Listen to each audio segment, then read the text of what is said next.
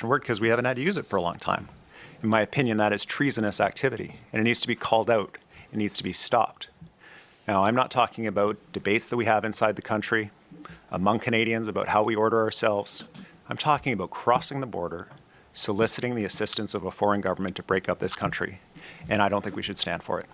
Alberta is angry. At least, that's the narrative you're seeing more and more online. Wexit. Leave Confederation. Alberta funds Canada, but here's the deeper question.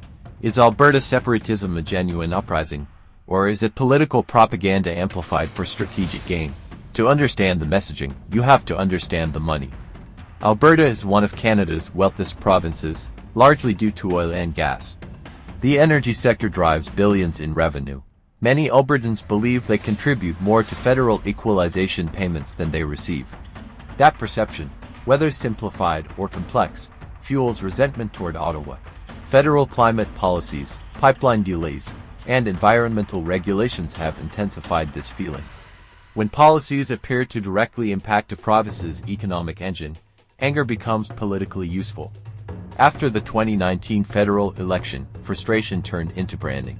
The Wexit movement, modeled rhetorically after Brexit, gained traction on social media. Though it never became a mainstream majority position, the symbolism was powerful. The message was simple: Alberta is treated unfairly by Central Canada. Simple messages spread faster than complex economic analysis. Let's define terms precisely. Propaganda isn't necessarily false, it's selective. It amplifies specific grievances, simplifies narratives, and frames events emotionally.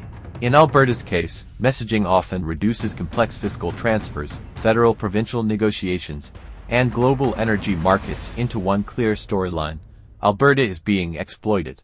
That storyline is politically potent. Modern separatist messaging doesn't rely on traditional campaigns. It spreads through decentralized digital networks, podcasts, influencers, regional advocacy groups, algorithm-driven social feeds. The louder the grievance, the more engagement it generates. And engagement sustains the narrative. This doesn't automatically mean foreign interference or coordinated manipulation, but it does mean emotional content travels farther than balanced policy discussion. Here's the key insight. Separatist rhetoric can function as leverage. Even if actual separation is unlikely, the threat of it pressures federal negotiations. It shifts bargaining power, it forces Ottawa to respond. In this sense, separatist propaganda isn't always about leaving Canada, it's about strengthening Alberta's negotiating position within Canada. Polling consistently shows that full separation does not command majority support in Alberta. Economic integration with the rest of Canada and the United States makes separation legally and financially complex. Debt allocation, trade agreements, currency questions, Indigenous land rights, all of these would become immediate obstacles. That's why messaging often stays symbolic rather than procedural. Economic volatility, energy transition debates, inflation pressures, and political polarization create ideal conditions for regional identity politics. When people feel economically threatened, narratives that assign blame become attractive.